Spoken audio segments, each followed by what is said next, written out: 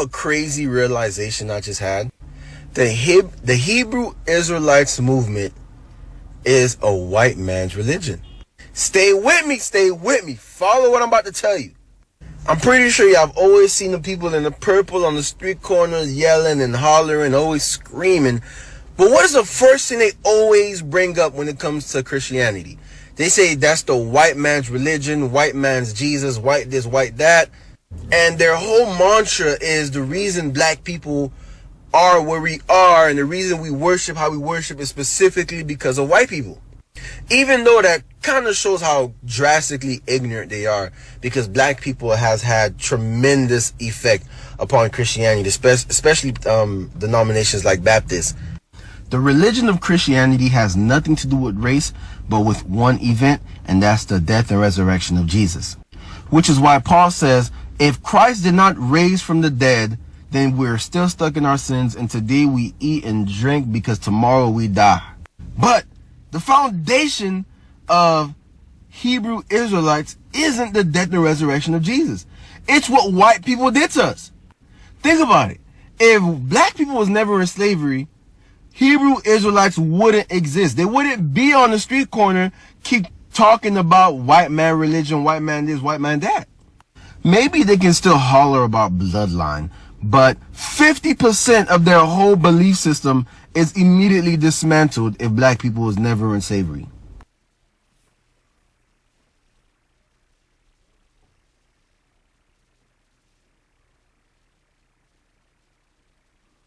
I used to be in a cult-like practice. I want to give all the praises and the honor to Yahweh Bahashem, Yahweh Shai Bahashem, Recha HaKwadash, and double honors to the elder apostles and the elder bishops of Great Millstone. Honors as well to you, brother, and you fellow believers of this truth. Shalom, shalom also to you, sisters, and shalom to the elect. So anyway, I want to touch on a video on this guy, this weird Christian who's managed to flip us saying that Christianity is a white man's religion in order to flip it back and say that it's Hebrew Israelite is a white man's religion, because what we say happened to us makes it a white man's religion. I don't understand that, but he's saying that without the slavery and without everything else, we wouldn't be on the corners. Well, you're probably right. That's why we out on the corners.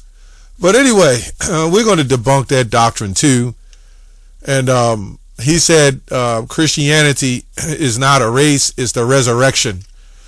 Although the Messiah's lineage and everything is mentioned in the Bible, and who he was, what tribe he was from, and everything else. You would think if he was multi-tribal for all nations, he wouldn't have a tribe, right? But this is what they say.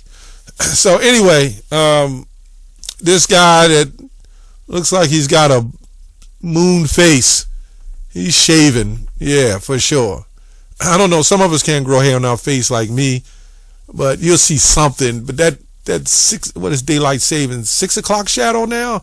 I don't know. So we're going to go in the book of Deuteronomy in 28 and prove, because what happened to us, it's the white man who did it. Well, we're going to show you that is absolutely not the case, right? This is Deuteronomy 28 and 15. But it shall come to pass, if thou wilt not hearken unto the voice of the Lord thy God, to observe and do all his commandments and his statutes, which I command thee this day, that all these curses shall come upon thee and overtake thee. So this is not just the white man. You know, these are many nations that were put over us and afflicted us in slavery, right? Mainly we're talking about now because this white man who brought us over on the transatlantic slave trade at the hands of the Lord, right? By the way, this is all the Lord. The white man is not doing nothing without the Lord. So this is not strictly about the white man. This is about what the Lord used them to do, right? And then he said he would make us jealous and he would make us hurt behind a nation that is so low, right? Where they come from and who they are. And you can look and see through athleticism and everything else. How did this this nation rule over us? You know it's got to be something spiritual. But let's go on to Deuteronomy 28 and 64. Well, let's go to 48 verse. I like going to that first. Therefore thou shalt serve thine enemies, which the Lord shall send against thee in hunger and thirst, and in nakedness, and in want of all things, and he shall put a yoke of iron upon thy neck until he have destroyed thee. Now the commentators, they don't go past anything past Yahushua's prophecy. At least I don't see it. They'll say, well, this happened in Babylon. Well, you got to understand that the Lord has punished us throughout time, right? So if it did, well, it happened again. And that's why the Lord is coming to save us. We'll get that too. But let me get to the main point here, 64th verse. And the Lord shall scatter thee among all people from one end of the earth even into the other, and there thou shalt serve other gods, which neither thou nor thy fathers have known, even wood and stone. Right? The Christian cross, right, which is the symbol of Tammuz, right, and the rock of Islam. Yeah, you tell me this ain't prophecy. What people are mainly celebrating, far as a nation, are mainly celebrating these two religions in a whole, Christianity and Islam. What two people? What nation of people? Yeah, you guessed it. It's us. So this man, let's go to Ecclesiastes 10 and 14, 13. The beginning of his words of his mouth was foolishness, and the end of his talk was mischievous and madness. So what I want to do, I took the time to look this up about the Jesuits. When did they come into Africa? It says the 16th century, Congo, Ethiopia, Zimbabwe, and Angola. While planning for Ethiopia continued, Jesuits made missionary inroads into other parts of Africa. The year 1548, this is the time we're in the Renaissance at this time, and we're losing our power. The year 1548 saw Jesuits sent directly to Africa for the first time, initiating the African ministries of the 16th century. But when you go down here, it says Christianity religion developed in the early 1st century, but by Mark the Evangelist, who obviously went into Egypt, but by the end of the century had already spread into northern Africa, right? According to tradition, Christianity was first introduced in Africa by Mark the Evangelist. See that? So what we see here, if we was already celebrating a form of Christianity back then, all the way up to 1548, why did they bring another religion? That's my question. What was the deal with these people already celebrating the Lord, right? They were going off on various different factions, but they were a religious people who believed in their God, right? Their power. And then here comes these Jesuits. And they don't tell you that the Jesuits forced this stuff on us. They were beheading. There was beheadings if you didn't follow that white Jesus. You don't believe me, you can look all this up for yourself. I'm just saying, for the sake of the video, I'm not going a whole hour to show you that. Study to show thyself approved. I'm just here to bring the message. It's up to you to go look this stuff up. It's real simple in understanding to know that, right? So what they'll say is Christianity already existed. Yeah, but not this Christianity, right? Let me show you something else that they did. The Christians did, right? I'm going to type this in. Let me see if I can get it right. Did the Christians bring monogamy to Africa? Let's see what they're saying. So now if Mark bought it,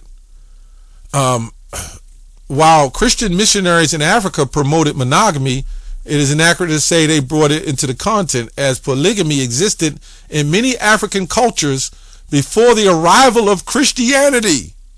Christian missions often actively worked to suppress the polygamous practices. So we know if Mark the Evangelist went there way before and these people was practicing what they were taught, what the hell happened to where they came and taught them something totally different? It's because we were slaves, right? And they understood, as long as we get a buck and we mate one of their men, right? One men that can breed with his own mother. That's where you get the term MFer from.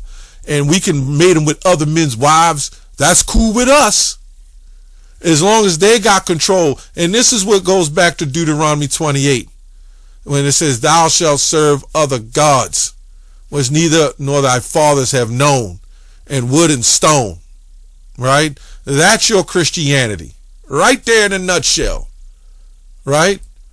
That's Christianity. Matthew 10:5, it says, these 12 Yahushua sent forth and commanded them, saying, go not into the way of the Gentiles. Now, some of the Gentiles were Israelites, right? So these were just unbelievers, but it was still about the Israelites. That's why he said, don't go in the way of the Gentiles, you know, and it says, into any city of Samaria enter ye not. You know, that's why he said, wipe the dust of your feet.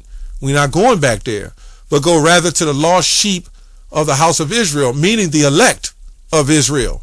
Not all Israel. A lot of Israelites get that confused. When we go out and teach, it's not just to the sheep. We're going to the lost sheep, right? We're the sheep, but then you have the lost sheep who's lost that we got to bring back to the fold. And this is where it says, heal the sick, cleanse the lepers, raise the dead, cast out devils. Who was he doing this to?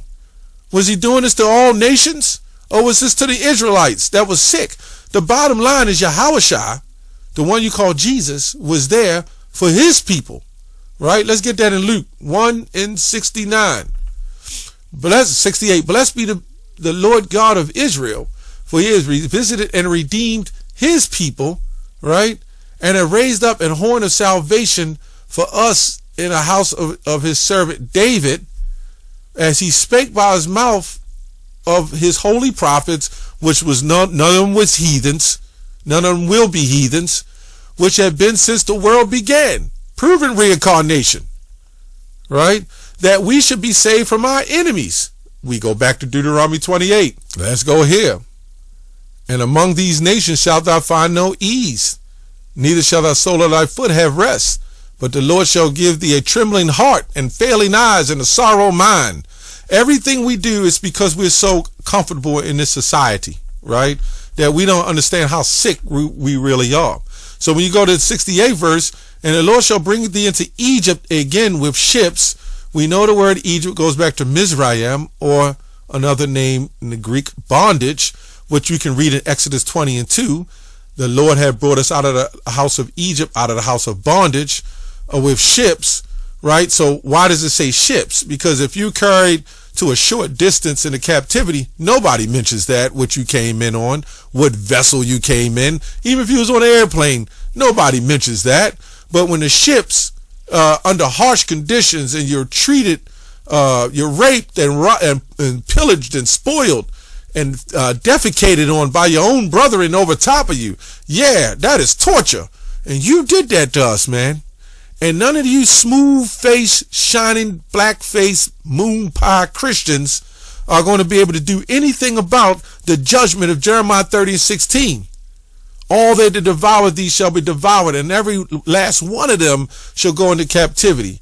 By the way I speak thereof unto thee, thou shalt see it no more again, and thou shalt be sold unto your enemies. And this is why I read Luke 21. I mean Luke, Luke 1, right? It says here that we shall be saved from our enemies, right? And from the hand of all that hate us. And this is why Deuteronomy is so important. And thou shalt see it no more again, and thou shalt be sold unto thine enemies for bondmen and bondwomen. No man shall buy you, meaning redeem you. So we can see that when you look at it together, there would be no redemption unless Yahushua. The only one that's going to save us is the resurrection of Yahushua. Yahushua, this is why Paul, let's go to Romans 9 real quick since he went there. Romans 9:1, 9:2, right? For I could wish that myself were accursed from Yahushua, from my brethren and my kinsmen according to the flesh, who are Israelites. Why is this mentioned?